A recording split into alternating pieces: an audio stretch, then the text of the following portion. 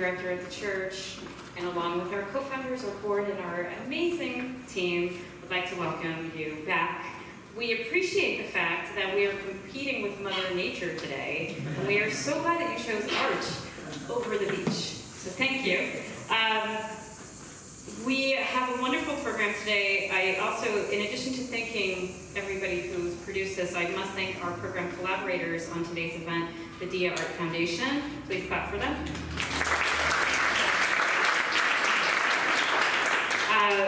Humberto Moro, who is the Deputy Director of Programs, and I have been working on today's talk in collaboration for about 7 or 8 months now, believe it or not, how long it takes to make something so simple come together, and I think in a really beautiful way. It's been a pleasure getting acquainted through working on these things. And thank you so much, and thank you to Jessica and David and the rest of the Dia crew who've been just fabulous colleagues and friends to the church, and everybody else. And what brought us together was a shared ground that was being explored between our exhibition programming this summer. As many of you know, we have an exhibition upstairs entitled Are You Joking? Women and Humor, which explores the use of humor in art by female identifying persons. Has everybody seen it? You raise your hand. If you haven't seen it, okay, great. If you haven't seen it, the exhibition is still on view and it will be open when this panel discussion concludes, so feel free to catch it. One of the artists in the show is Coco Fusco. And I want to share with you just briefly that there is a very important, historically important, very referenced work of Coco's that's on view for those people who follow performance and video studies, or mostly performance, over the last 30 years. It's a threshold or work. And it is one of the works in the show. When I give exhibition tours, people ask, why is this work funny? Because it explores the idea of the fetishization of and marginalization of colonized people, of otherness, of racism, and several other themes that are unfortunately enduring in the world around us.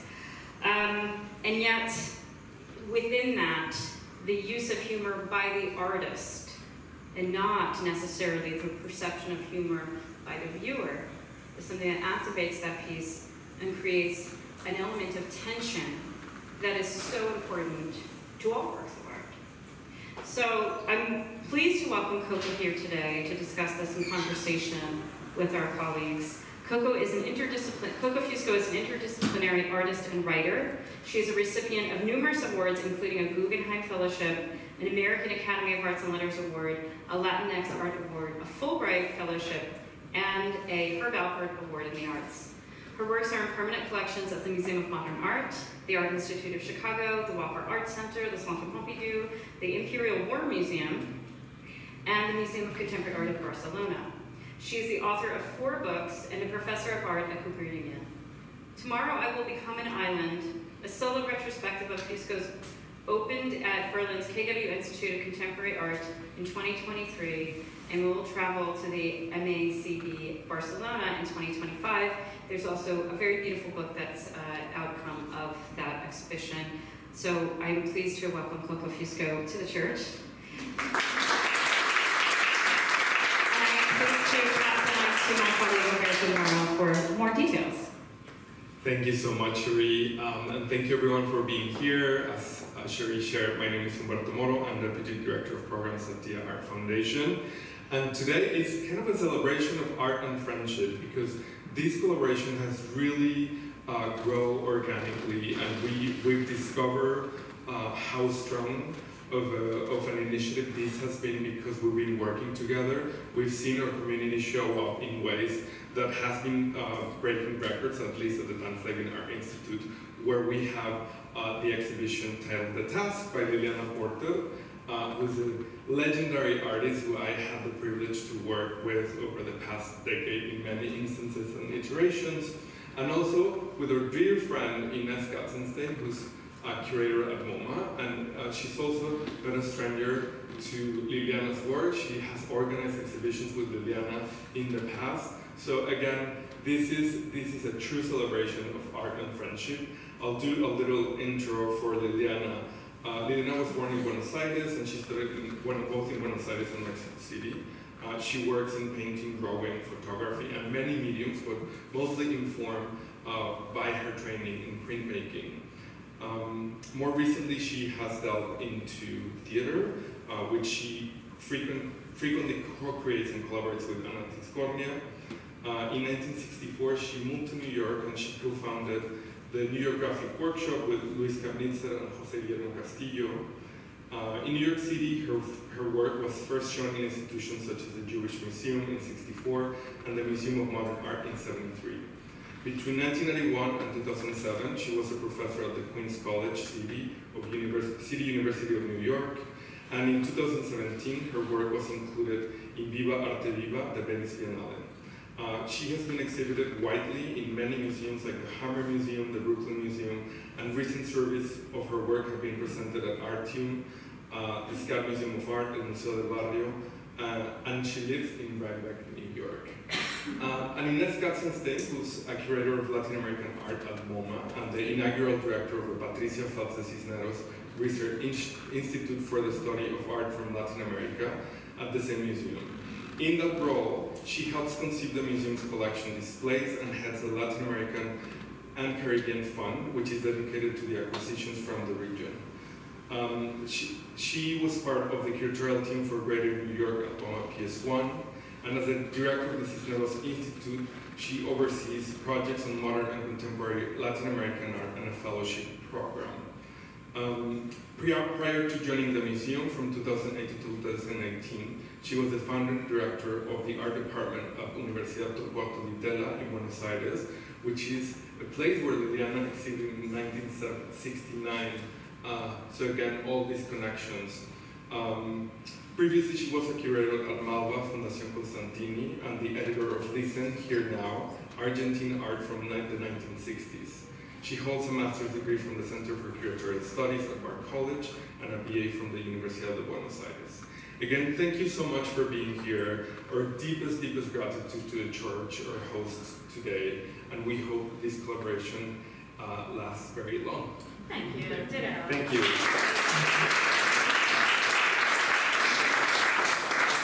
Thank you, Sheri and Humberto, for these presentations and for the invitation to us to be here with you. And thank you all for coming in such a glorious day. This is really wonderful.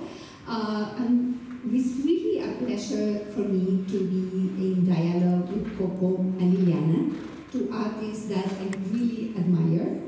So it's really, truly an honor. And with whom I have like special connections. In the case of Coco, we haven't worked together yet, but I'm very proud.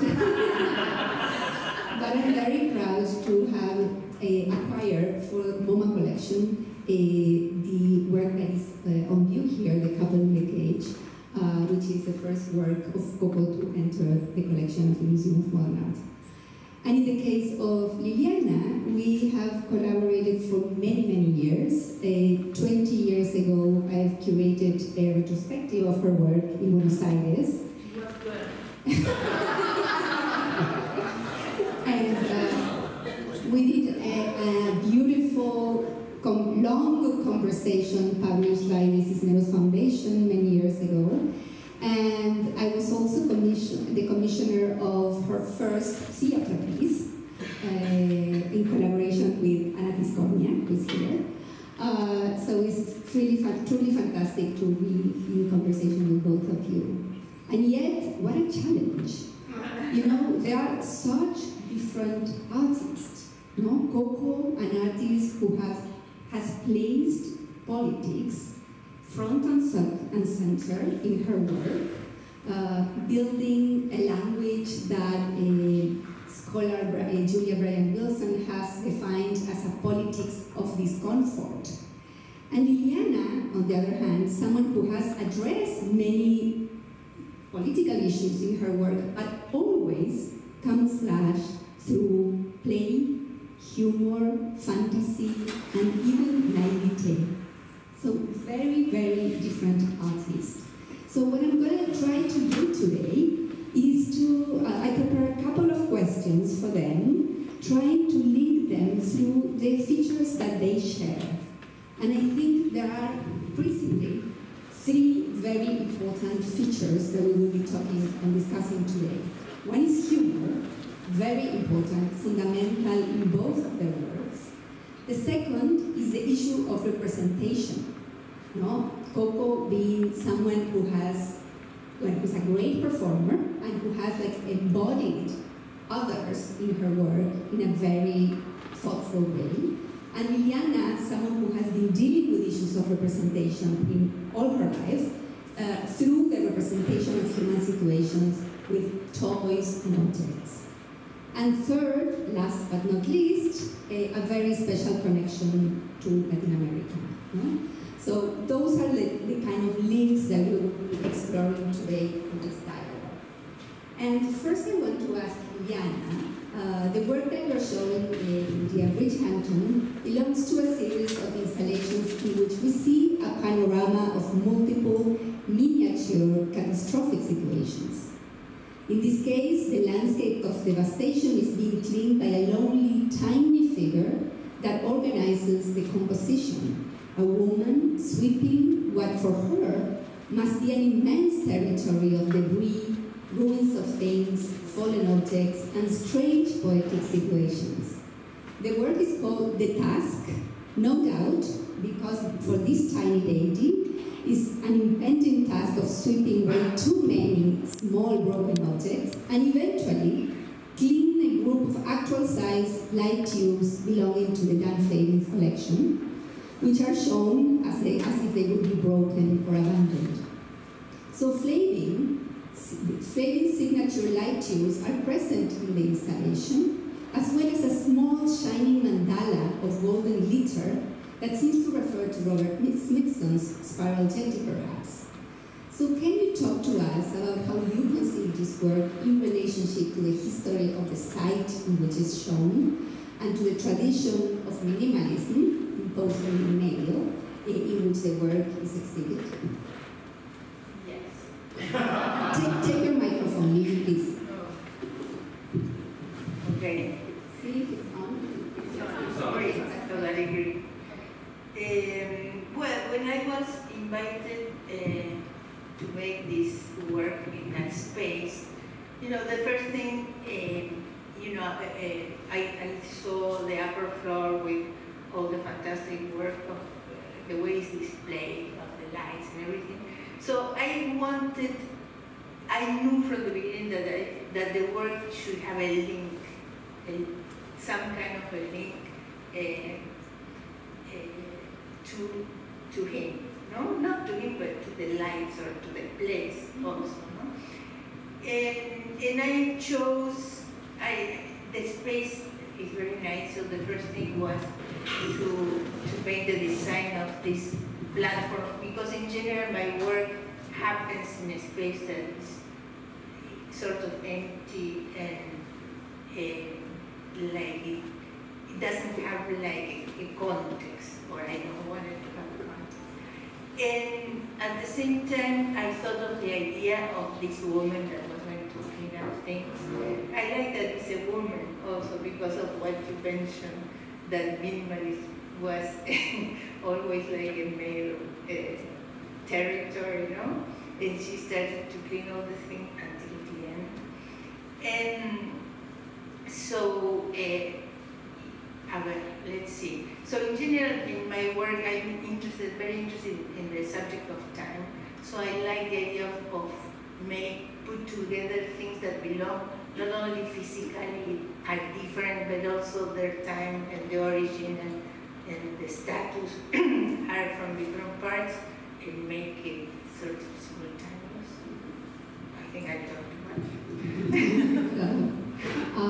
And tell us about, because as I was saying, this is like a landscape of devastation. There are many things that are broken, right? But on the other hand, there is like a certain sweetness and humor present in this work, as well as in many of your works. Can you talk about how you think about this role of humor? Well, I think humor is what saved us, because obviously we don't know what essentially what is it all about, and we don't have the answer, and we know we won't have the answer. So humor is a way of coping with that fact, I think. And what was the question? That's a very good answer, I think. And can we talk a little bit about these down-fading tubes, specifically the light tubes, and how was the dialogue with the institution in your decision of using those materials in the way that we use them? Yes, because my work is sort of, compared to his work, very baroque, and it has a narrative, has all kinds of things going on. So I wanted to make the link and at the same time use it in a way that keeps, I'm not transforming the lights. It's like I'm integrating, it's like a friendship kind of thing. And also that color, I like that I chose the pink because it goes together with the other platform that has the weaver with the pink fabric. You can see those are the tubes that we're referring to at the end. Here is a close-up. And here is the weaver. Yeah, well, if you shut the lights off, you'll be able to see this better. Yeah, it's true. That's a great idea. Because it's the tool, that pink tool, like that you were saying, that's the connection.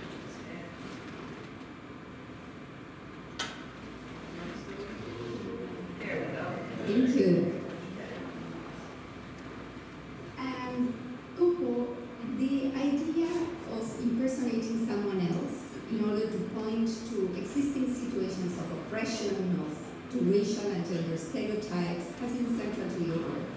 You have demonstrated an amazing plasticity and endurance as a performer, and among other characters, you have performed as a torturer in an American prison, as a dead person in a performance in which you embodied several Latin American women who gained notoriety after their death, including Eva Perón, Ana Mendieta, or Frida Kahlo, and famously as a member of an indented indigenous tribe in the Couple in the Cage, a highly influential work from 1992 in which you and Guillermo Gomez Peña performed as undiscovered indigenous peoples inside a cage in front of a white audience, or mainly white audiences. Yeah. Can you briefly talk about the political context in which you conceived your work, and how do you reflect today on this work in light of the current visibility of indigenous art, on the one hand, and of the changes that have taken place in like identity politics? Sure. So you're absolutely right that I have used a lot of kind of iconic figures. I also played Dr. Zira from Planet of the Apes, and but the difference with, Zira is a fictional character, but she was very much a part of the childhood of people of my generation, so she has a kind of social reality, even though she's a fiction. But so does the idea of the savage, the idea of the primitive. The thing that was different about the what nowies, which basically was our made-up word for what now, right, was that we really wanted to stress that the primitive was a Western invention. That the idea of discovering somebody else was a Western idea, that it had absolutely nothing to do with the realities, the lived realities of indigenous people, except for this crossover moment when actual indigenous people from Africa, Asia, and Latin America were brought and put on display in aristocratic salons, in parks, in zoos, in in natural history museums. In other words, when people were forced to play the role of the primitive, often against their will, right? And we wanted to draw a connection between that history, which at the time that we were working was not talked about in relationship to performance. The conversation about interculturalism in performance was dominated by people like Peter Brook and Richard Schechner, who were going to India or going to China and watching other traditions and initiating themselves in them and bringing them back. So it was white guys doing their version. It was not about a kind of pathos filled history of forced display of identity. So we very carefully chose how to construct a fiction that didn't correspond to a reality. A fake island, fake traditions, a fake language, costumes that we bought in like Halloween costume shops, and contemporary Aztec dancer outfits and Muchallibre outfits, all mixed together to be this kind of hodgepodge amalgam of stereotypes from the present, right? We also very strategically and very intentionally negotiated with real Indigenous leaders everywhere we went. So when we were in Australia, we met with the Aboriginal Advisory Committee to the Museum of Natural History in Sydney, described the project. They gave their conditions, like, you can do this, but we don't want you to talk about X, right? When we were at the Smithsonian, we worked with Alida Ringlero, who's a Pima curator who was in charge of native programming, and she decided how we were going to work, with it, because she's responsible for Indigenous, or she was at the time responsible for Indigenous programming. And when we were in Minneapolis, we met with the head of the Lakota in Minneapolis to ask for permission, also ask for guidance, and we invited the Belcourt brothers, who were the leaders of the American Indian movement at the time there, to bless our exhibition. We also developed a relationship with Leonard Peltier and donated part of our budget to his committee, which really infuriated Walker. But we did it anyway. So, this was 1992. It was the year of the quincentenary, so-called quincentenary. There was an official celebration financed by the federal government. There were protests by different Indigenous groups and different activists all over the country. But there wasn't a conversation that linked this history with the present kind of Benetton-style celebration of diversity that relied on a kind of cultural nationalism that said, if you are this, then you have to do this. You have to perform this way, you have to look this way, you have to talk this way, you have to... So we wanted to make that explode by showing the connection, and also, this is something that, Alida told us, she said, I spent 10 years of my life in the Smithsonian trying to present accurate representations of indigeneity, and you come with a farce and nobody can tell the difference.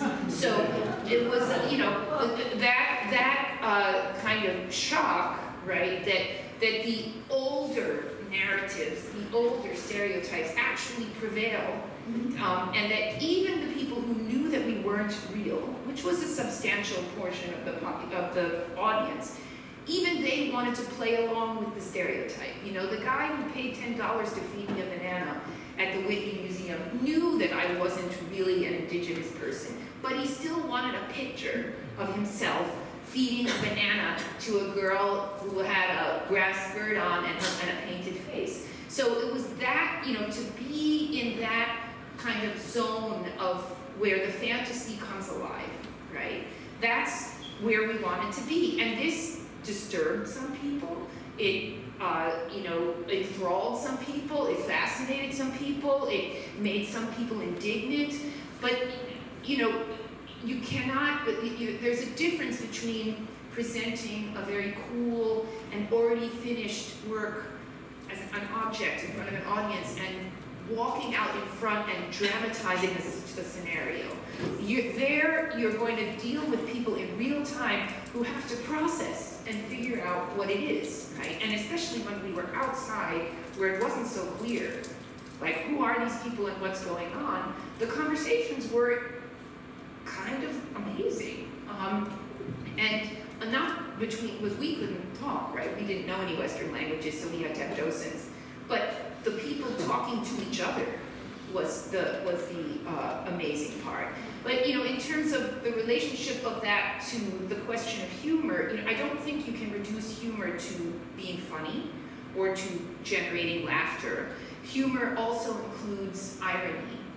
And I do think that in the American context, there's a kind of tendency to a literal mindedness in the way of reading images. that's about a kind of history of Puritan distrust of metaphor.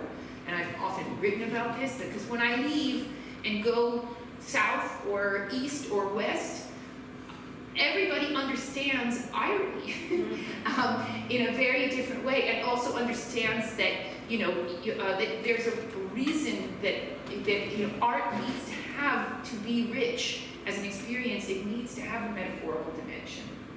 You can't just play out an identity in a very straightforward way that's not interesting to anybody. So I think we thought about the history of the court jester, and they used the court jester as the figure in an authoritarian, feudal situation who could speak truth to power. We were in a situation where there wasn't a lot of institutional acceptance of any of the issues that we were dealing with, and we felt that humor was the way, a kind of ironic humor was the way to do that. This is a piece, for better or worse, that like I tell people, I'll never get out of the cage. I still get letters all the time because I made a video about it and I wrote about it, and I very intentionally did that because I really didn't think anybody else would care, and that this was the way to give life to the work, but also that a lot of artists that I admired, also who were performers, also wrote about what they did, because only certain people will see it, and then you have to give it a life by allowing the document to preserve something of that experience. But as a result of that, and because anthropologists were interested in it, it's seen by all kinds of college students, even high school students, see the video. So a lot of younger people know me from this, and the piece has had a second and third life in this way. But I remind people that it's different to read the document and already know the story and not be confronted with the cipher, right? So everybody who comes to it now comes from a position of privilege. They know it's Coco, they don't have a question about what they're looking at, they're looking and laughing at others maybe, or being stunned by people's reactions, but it's a different experience. But I also think that for whatever reason, I come from a generation, I'm in my 60s, I come from a generation of artists of color who fought very hard to get out of the burden of what we call the burden of representation. We did not want to have to embody stereotypes. We did not want to have to make positive images. We did not want to be limited. I was told over and over again that I had to step out of my character during the performance and explain the work. And I was like, do you ask that of Frank Stella? Like, does Frank Stella stand next to his painting and tell you why it's curved? Okay, so if he doesn't, then why do I have to step out of character and tell you what I'm doing? What I'm doing is what I'm doing, and what you get is what you see. And that's the end of my responsibility. But that was seen as arrogant from artists of color. And my peers and I, we really struggled with this against the views, what I saw as conservative views. It's strange to me now that we seem to have reverted back to the 70s, where I have students who are more like baby ethno-nationalists, who are, really invested in this idea that you can only speak about this if you're this, and you can only speak about that if you're that, and you can only and I was like, really? That's all you want to do? I keep telling them, like, my own experience, I'm not really, at the beginning of my career, maybe I was a little bit interested in my own biography, but I really am not now, for what I want to do. So I don't know why that would be attractive, but it is something that has returned. And talking about fiction and critical fiction, there is like a very interesting point in common between this invented community and some inventions in Liliana's work. Liliana has invented during her lifetime 2 artists with a very critical perspective, and I wanted you to talk a little bit about that type of invention and that type of critical fiction. Well, these were very, very different 2 artists. One was in the 60s. It was a time that it was the invention with cancer. We were married at the time. And we were making these prints that were sort of expressionistic, and we had a publisher that would buy full editions of them. But then when we suddenly became more conceptual. He wasn't interested at all because it wasn't sellable. So we decided to invent an artist that was perfect for what he wanted. So it was like attractive, sort of modern, mediocre also. And it was fantastic because then we What was his name? Juan Trepadori. And so then he became a sort of a fellowship because every time an artist, a friend of ours, in general we're Latin American, would come to New York and needed some money, they made a Trepadori and we sent it to this publisher because it was a style very easy for everybody to make and was super interesting. We started to love his work. And it was also interesting because some artists that were super good at the work was maybe dramatic and totally not sellable, they enjoy, suddenly have the freedom to do these sort of pretty things. It was very interesting in that way. The other artist, Alicia Mijares, was totally a different person. It was an invention with Ana Discornia. We were asked, the first time she appeared, we were asked to illustrate a magazine, literature and art. And it was an issue of, it was called critical fiction. It was an issue where there were critics of books that didn't exist, or the book existed, but the writer was sort of invented. So we had to invent an artist to illustrate it. And it came so good that a lot of, suddenly another friend said, oh, can I use her to make the cover of my magazine? And until finally somebody invited us, the gallery Barbara Krakow actually in Boston, to make an exhibition. And we said, but that, she doesn't have any work. I said, well, do it. So we did the work, and we had the show, and it was interesting because Barbara Krakow, if you know her, she's very tough. And no, it wasn't in her gallery, it was in an institution, the Boston Center for that. So the director at that time, Jose Pitlon, asked Barbara Krakow to come to see the show, and she said, I'm not interested, I don't know this. I said, no, you should come. And finally I said, it's Liliana and Anna who invented it. Oh, okay. So she went and said, well, I like this artist. So even now, if you look at the roster of artists that Barbara Krakow has, Donald Judd, Alicia Mijares, Sol Lewis. And she has participated in some biennials included. She was invited to participate by Cuauhtémoc Medina in the Bienal of Shanghai. She had a whole room. No, it was incredible. And then the experience that was most incredible was a show in Espacio Mínimo in Madrid, in the gallery, that the day of the opening she sold 24 works. We're totally jealous.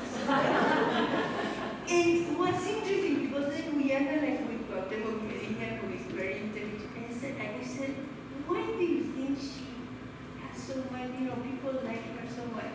And he said, because she doesn't make any mistakes. Then we realized, because the works were dated 72, 73, it was an anthological exhibition, the one in Madrid. So when we were doing the work, we already knew what happened, so we could make it better. Like in Montreal, we do his work now, we use masking tape, but it was interesting also, it's a whole subject about how you work if you are somebody else. Why suddenly you have that freedom that you don't have if you are yourself? So excellent. So this, in a way, these inventions work also as a humorous way of tricking the system, right? Yeah, we call it what, critical critical fiction. Yes. Liliana, I would like you to talk a little bit about this scale in your work. At the Dia show, there is a very particular administration of scale, not only in the large installation, but very especially in the piece of the women weaving and this impossible large piece of pink tulle. But beyond these particular works, in your work, you always produce a certain kind of scale effect, right? Putting like small objects in large empty planes, for example. So I assume that this question of scale is not only compositional. What do you think those scale effects produce? And why do you choose always to work in these like kind of these proportions? Let's see.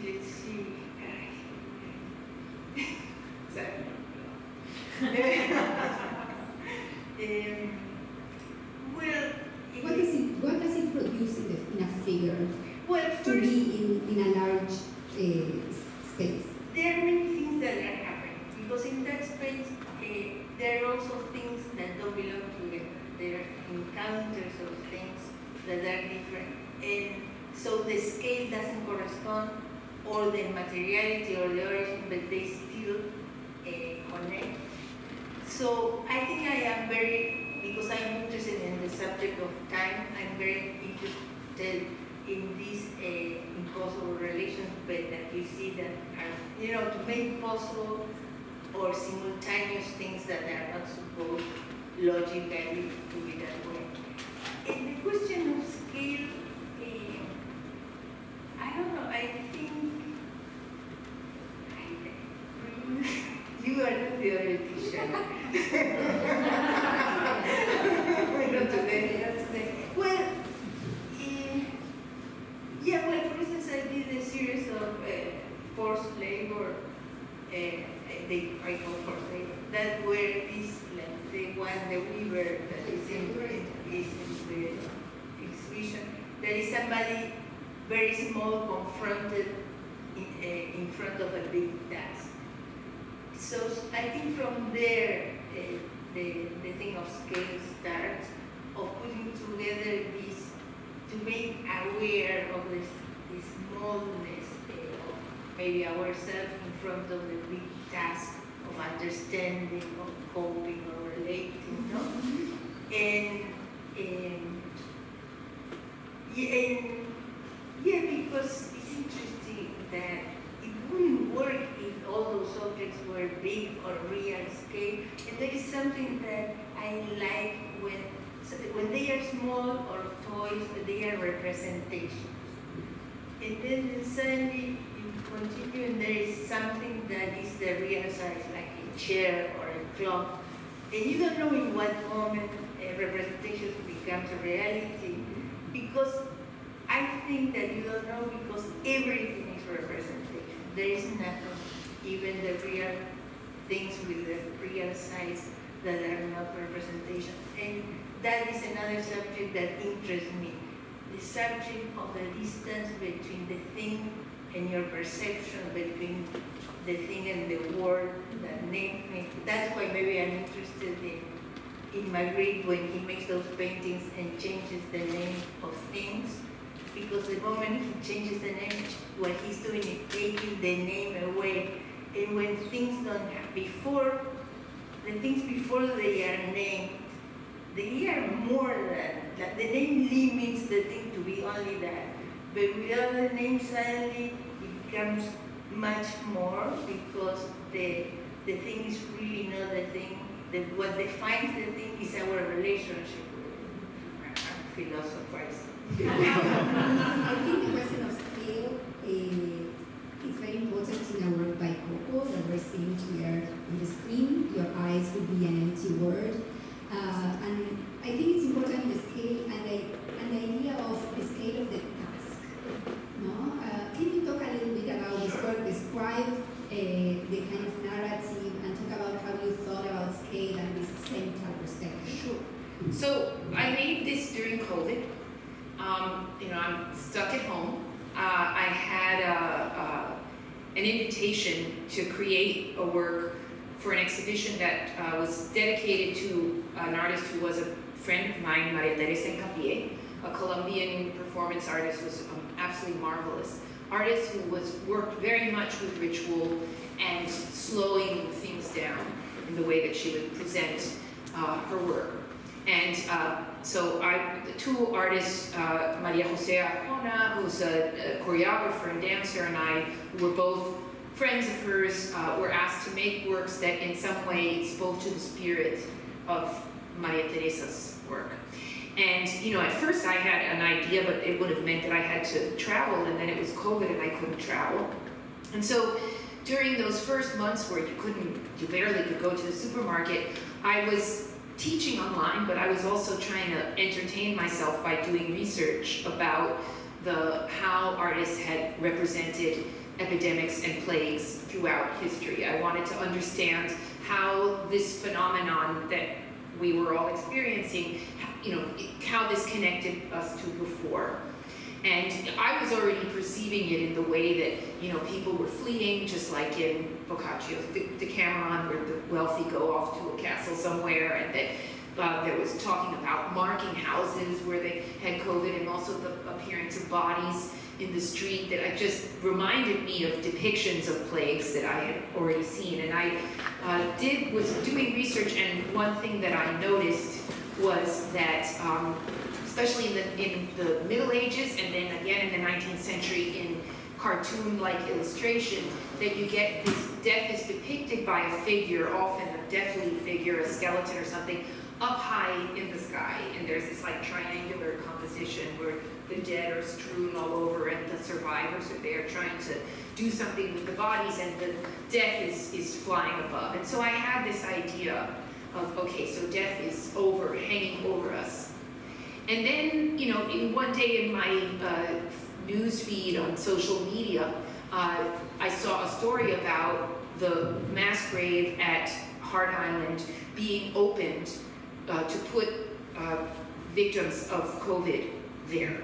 And I was like, oh my God, that is just so evil, you know. And the Hart Island is a little island that is between the Long Island Sound and the top of the East River, that if you go to the Bronx and you go to Orchard Beach, you can see it from Orchard Beach. You can also see it from City Island.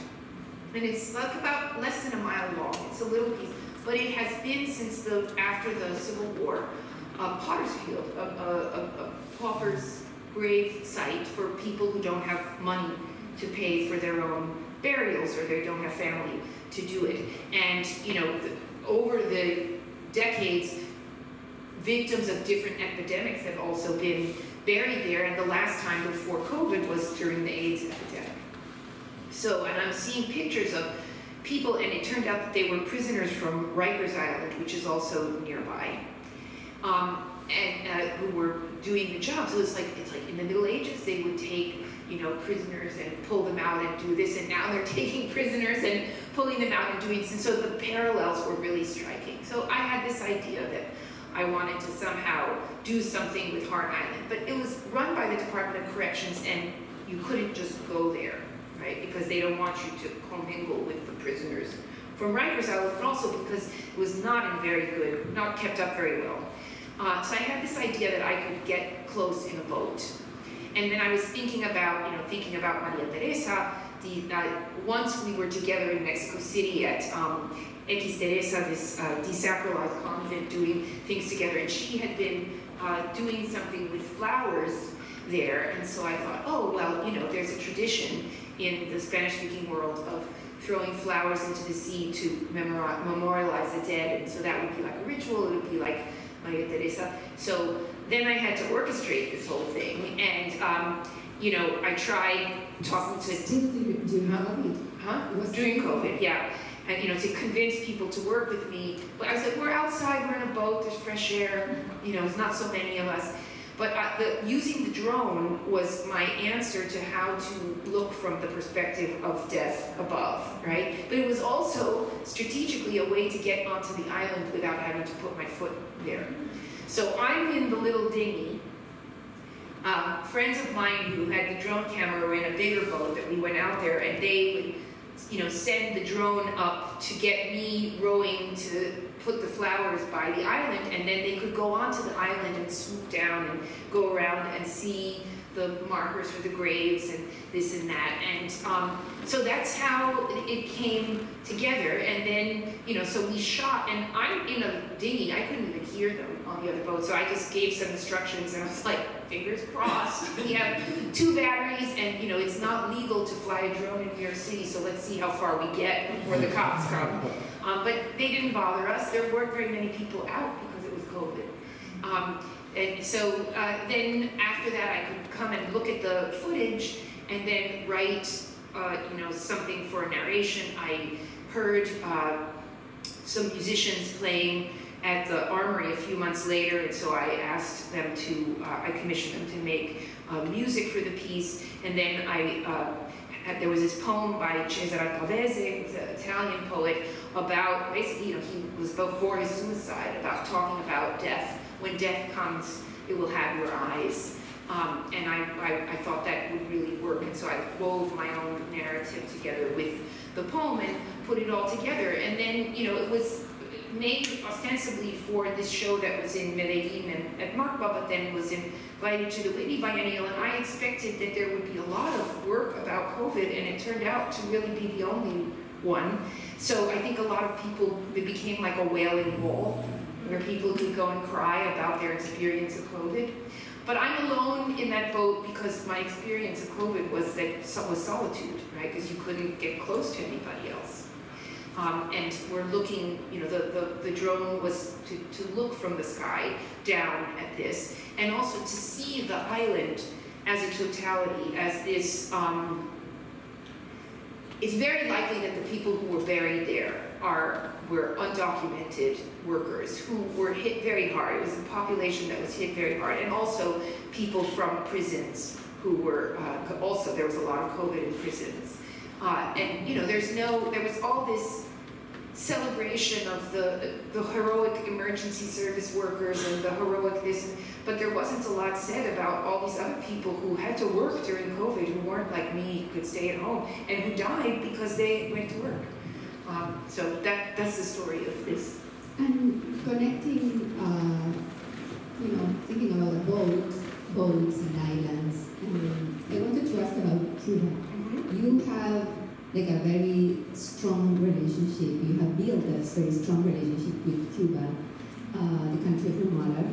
And I want to ask you how that connection has shaped your vision of the world and of art. So some of it is, you know, before I had a choice, right, as a child. I mean, my mother gave birth to me in the United States because she was being deported. So she hid from immigration and gave birth to me so that she could stay here. And the immigration told her that, this is 1960, that she had to go back anyway. So my first trip when I was a month old was to Cuba. She left me with my grandmother and went to the embassy to try to get back into the country, and it took a few months, and then we were able, but it was because of my having a US passport that the rest of my extended family was eventually able to come to the United States. And I ended up, you know, through my childhood being the English teacher for my cousins, the translator for my relatives, the one who would, you know, stand up at 7 at the hospital and explain everything to the nurse, and,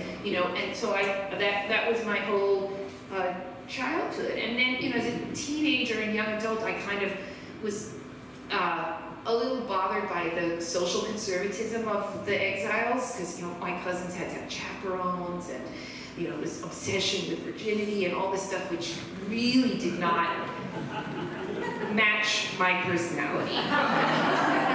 So you know, there was a point, but when I remember when I graduated from college, that I was like, okay, so now I'm done with the, like, basically white education, and now I can get down to business. And the first thing I wanted to do was to figure out a way to engage with things that had to do with Latin America in general, but Cuba in particular. And at this point, 79 was the point when family reunification flights began, and many of my relatives and my mom went back then. And then a few years after that, I met some Cuban artists who were in the US, and Gerardo Mosquera, the curator, and Jose Vedia, Fabio Garcia, and they invited me to go to Havana, and I thought, oh, this is a way for me to get there without it having to be a family reunification visit where I'm just going with like shopping bags of gifts, you know, and sitting there and eating, which I was already doing with my relatives in New York. So, anyway, so it turned out that we clicked in a way. I mean, they were reading the same books, they were interested in post-structuralist theory, I was interested in post-structuralist theory. They were interested in postmodernism, I was interested in postmodernism. They wanted to be more international and travel, and I wanted to be, so there was so much there, and I mean, I admit that there's a certain awakening when you know, I was always the only one in school, right? And then to go to a place where like everybody had the same hairstyle as me, everybody had the same face as me, it was a bit like, wow, you know, like I'm not an anomaly, I'm just a normal being like this, right? There was a little bit of that, but then there's also always the rubbing up against the reality that I'm in a very authoritarian society where my friends lived in fear, where we had to be secretive about a lot of things, where I had to smuggle information into them, where they would smuggle things out with me, where they were constantly asking for letters of invitation to be able to leave. And so, you know, you live, I learned to live in a very intensely, highly politicized and highly repressive situation, but find the way that people survived there was with jokes, with humor, with finding ways to kind of squirm out of the situation. And so I think that I credit those years of, you know, my peers who taught me with really giving me a much more sophisticated understanding of the political and its relationship to art and culture than I would have had in the US, where it's just about activism. And this isn't about activism, this is about like everything. You know, everything you say, everything you do, every metaphor you use, every tactic is like you have to scrutinize so carefully what is the implication, right, of painting an abstraction, or working in photography in a certain way, or showing this kind of space, or that kind of thing. So I learned an enormous amount. And then, you know, I also had the benefit of having had a wonderful teacher and mentor, Leandro Katz, who I worked for when I graduated from school, and he introduced me to artists from Latin America who were his friends and colleagues. And so I learned about Elio Oiticica before Elio Oiticica had a show in the US, because he had been Leandro's roommate, right? So, you know, I had those, there was no way to study contemporary Latin American art when I was a student. That was impossible. And there was very little exposure within the American art context. It was very marginal. So, you know, I'm glad that my travels and my social relations helped me. What happened with the Cuban situation is that, you know, I met artists and writers and intellectuals who were like me, so they're troublemakers, and a lot of them got in trouble. And, you know, so I subsequently have seen, you know, people who were forced to leave in the 80s, people who were forced to leave in the 90s, people more recently who have gotten into difficulty, and now, you know, I have friends who are in prison who call me all the time, and we figure out what we can do to help them. So, you know, it's now 40 years of this, and so I have a long-standing relationship. I've also done films there, done performances, worked with an independent art gallery to help them sustain themselves, and it's just, I really don't know how else to say it except that, you know, this is my life, right? And, but I also feel that there's a lot of confusion in this country about what cultural identity means, and and there's a tendency to racialize, which I don't think is very effective when you're talking about culture. But, you know, who you are is really how you live. It's not a pill that you can swallow, it's not a book you can read, it's not a tag that you put on an artwork.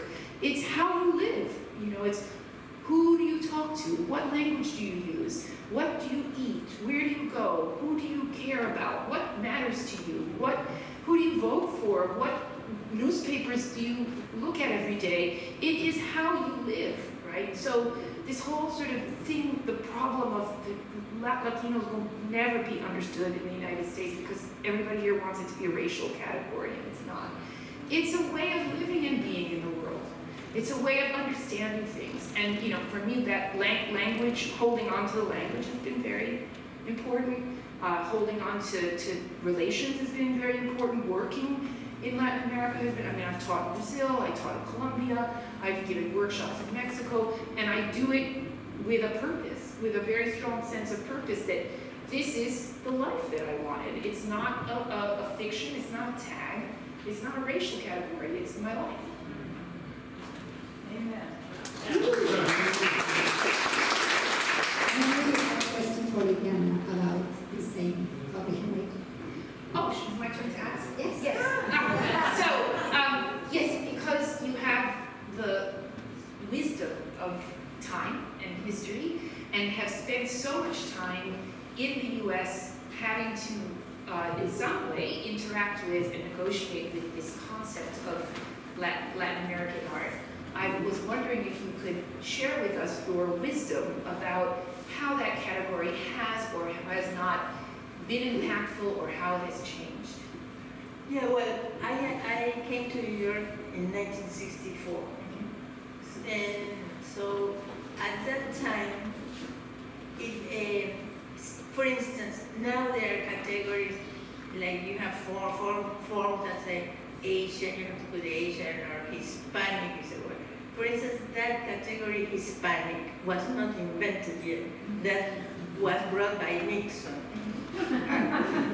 Many like, no? It's true. And so, and I remember, so when I came to New York, I didn't perceive those categories or anything like that. Actually, for instance, there was this Gary Bonino that in Buenos Aires was super prestigious, and he opened in New York. And he didn't have only Latin American artists. Nanjum Pai was there, Niki de Sanfa, you know, so like I didn't perceive that that difference. At the same time, I was very young, and also New York was very young. It was 64 was when he was just occupying the space that Paris 2 minutes before was the center. So it was like I was sort of growing and integrated in an organic way, so I didn't feel that difference. I think that happens later, no? And it's true that it's still, no? It's like these categories, no? That we have to fulfill. What do you think the existence of those categories, how did you relate to them? How did they impact it in your way of, being an artist and having a career? Well, what happened at the same time, I didn't want to fight it because I am Argentine. I am from Latin America. I have no problem being from Latin America. So I don't think, it's my problem. And then also, even though I'm here, since I was 22 years old, and so my whole career and my whole body of work was done here, I never stopped relating to my country. I always had shows there. It's like I don't feel any break. When I go to Buenos Aires, it's more. Many people, when I make shows, they don't know I don't live there. So it's a presence that is, I think, very alive, and to me it's very important, to have that point of reference, because all my cultural point of reference are those of my childhood, and so I think I still think in Spanish. And I think that the first things you learn and the first values are the ones that then take the rest of life. Perhaps it's time to open for questions from the audience. Yes. Over there, there's a question. Wait for the mic. Liliana, your installation is so touching. sensitive at Dia. I've never seen such a small detail installation there like that goes much further than the size. And Coco, I followed your work for a long time.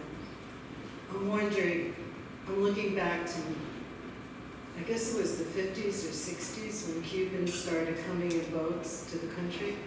And I was wondering if you had any thought of that by using the boat in your piece. I think you're referring to the Mariette boat lift, Yeah. which actually was 1980. Oh. The early period, those flights, there were flights leaving Camarioca in 65, and then there were freedom flights in 68. Like every few years there would be a negotiation to allow a few thousand people out. But the boat lift was the big shocker in 1980, because basically what happened was that some Cubans broke into the Peruvian embassy to ask for asylum, and it really pissed off Fidel, because in doing so they used a bus to break through the gate, and a guard was killed. So Fidel took the guards away, and 10,000 people went into the embassy in 48 hours. And so then they had a problem, because they had this living display of dissent in an authoritarian country. And so after some negotiation, what was decided was that Cubans in exile in Florida could bring boats back and pick up their families. But then Fidel was putting onto the boats, in addition to those family members, he was emptying out prisons, right? And putting prisoners on the boats as well. So it was a very different, I know people who were on some of those boats, they were packed to the nines, people dangerously packed. So my being on a boat alone is not like that. Then there's the 94 Lancero crisis, the rafters. But even the rafters wouldn't go alone. They usually go with a small group of people on these makeshift rafts. But no, I was thinking more of the gesture of putting the flowers into the sea and the loneliness of it. I mean, when you see me, maybe not so much in this shot, but there's other shots where you just see the sea and me like this little speck in it, and I kept thinking, that was like the world at that point was just, that sense of total solitude and isolation. I wanted to communicate that with that image of just the singular person in the boat in the middle of this wave, right? And I in the narration and the thing I talk about, the metaphor of waves, because we talked about COVID as waves, right? But waves in real life carry you, right? And they can carry you away, right? Or it can overwhelm you, right? So that was why I wanted to be on those waves and show, the little boat on waves. And I'm not very good at rowing, so I really was being carried away by the waves. Hi, I have a question. My question is for Coco, with regards to the couple in the cage, and thinking a little bit about humor. I'm actually, maybe, I don't want to ask this as a leading question, so let me backtrack.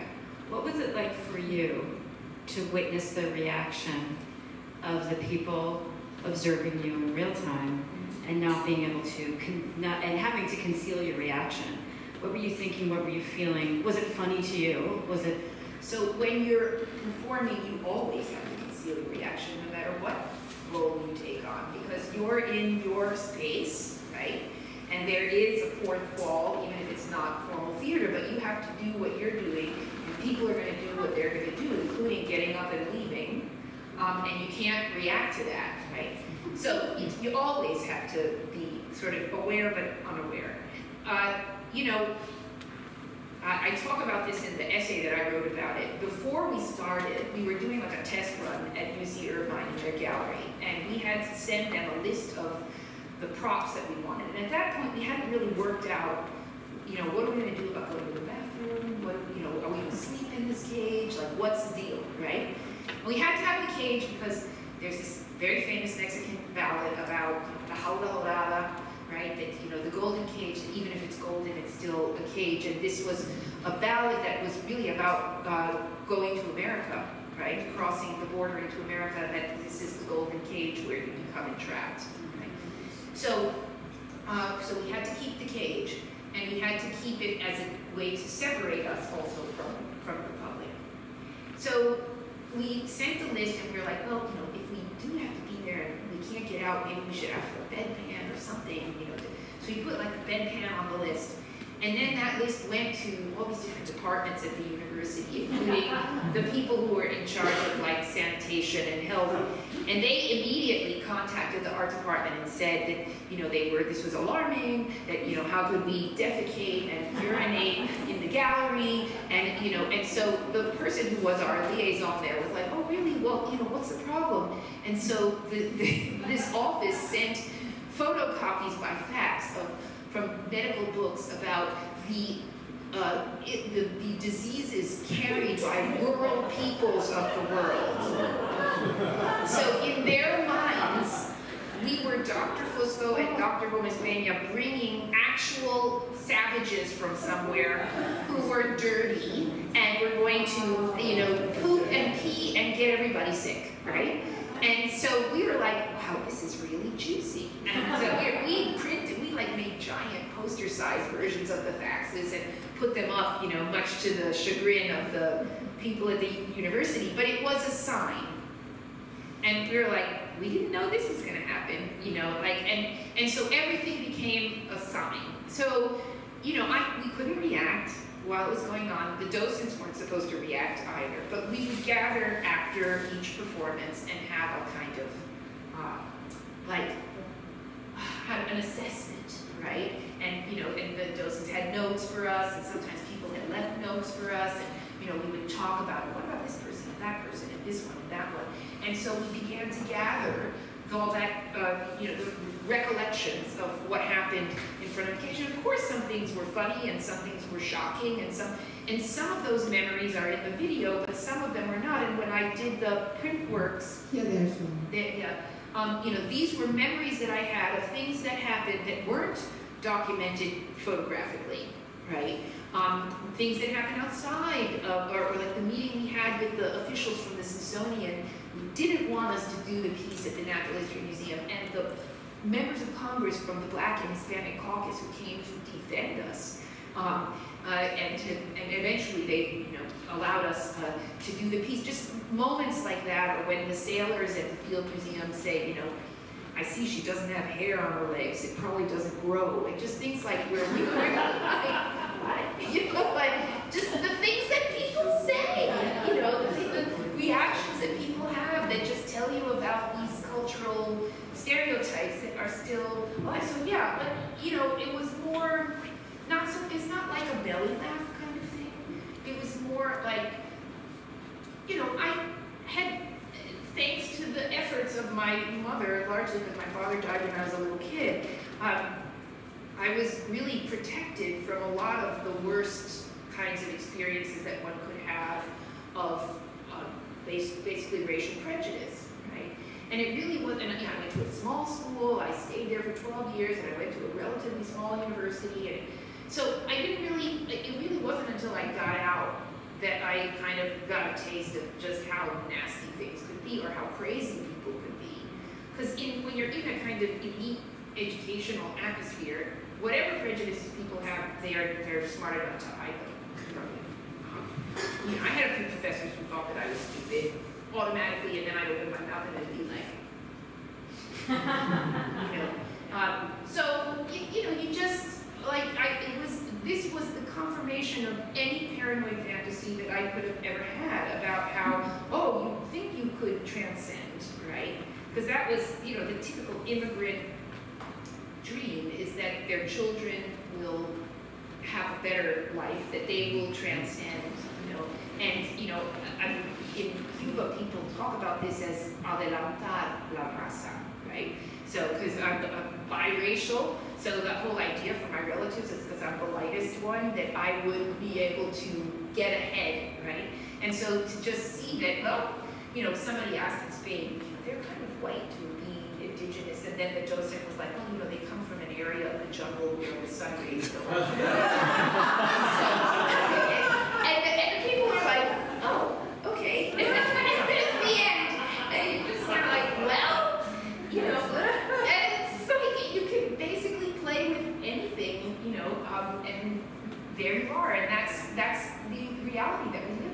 I mean, I hear it now with the migrant crisis in New York, the way that the rhetoric around the new arrivals is so reminiscent of the things that I heard in the cage.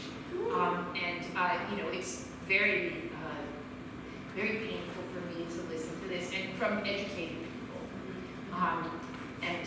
You know, so it's just, we don't really advance that much. Scary thought. Humberto has a question. Just taking in consideration what Coco was mentioning, this is a question for Liliana.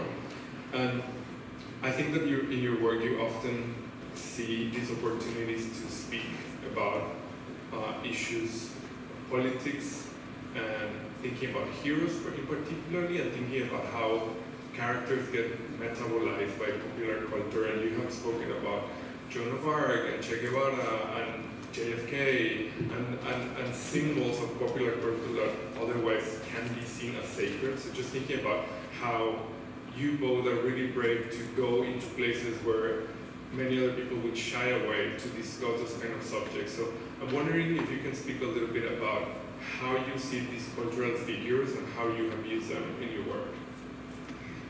Yeah, because what I am interested is in that is how things metamorphose in other things and how time and context changes things.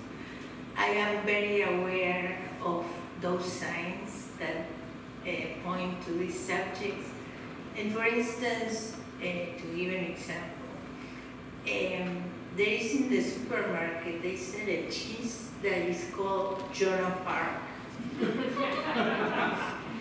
And I mean, for that cheese to exist, first, this woman had to die in the fire. So if she wouldn't have died in the fire, we wouldn't have that cheese. So those things, to me, are like, I am very aware of it, and it happens, there are a lot of things like that, really strange. And for instance, like things, the way things are perceived. I remember when I was teaching at Queen's College that the play Evita was on, and so I mentioned that when she died, I was in 3rd grade, and they made us wear a black ribbon, and they couldn't believe. They said, "What do you mean? Did she exist?" So they thought. So you know, all those. Yeah, they think of Evita and they think of Madonna. So, what was the question? So that's why it moves me, you know, of what happened with these objects. You know, that somebody was a hero and then it becomes like Che, let's say, you could have gone to Saks and buy the t-shirt with the image as a status symbol without knowing who Che was. No? It was like more like an image, an abstract image. No? So how things, all those things are, I think, are moving and are teaching us something that must have a moral that I still don't understand. I think we are on time. Thank you so much, Liliana.